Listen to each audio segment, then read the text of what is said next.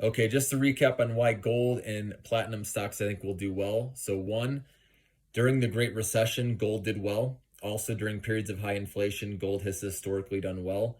Number two, FTX collapse, cryptocurrency.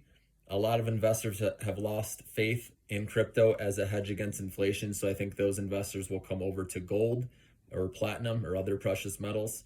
Also, Michael Burry believes in gold in the short term and or actually probably longer term.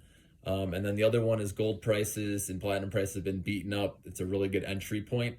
I do think the best time to get in is, especially if the CPI report comes in worse than expected, that would be an ideal time to get in, to maximize, buying at the bottom in timing. I like GDXJ. It's a Van Eck Junior Mining holding or ETF.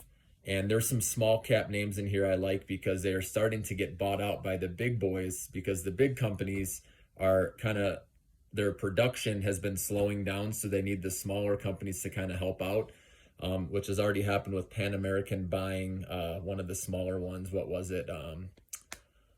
Umana Gold. I believe that's how you say it.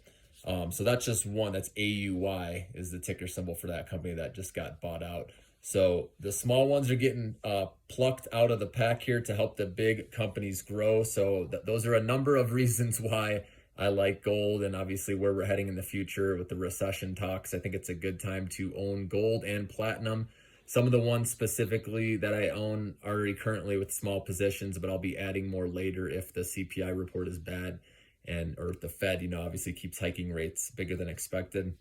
So they include AEM, which is one of the companies that actually bought out with Pan America, who bought out Yamana Gold. I also own Kinross, and then I also own Gold, GOLD. So I'm playing those right now, and I may add a couple others later, but those are my favorites after doing some research. So I think that can benefit from this. And even if you start dollar cost averaging and doing it now, I know at some point we're going to be entering into some kind of a recession. So it's okay if you want to do a little at a time or wait for the CPI report. Just wait for, the negative CPI or Fed to raise rates. So have a good night, everyone.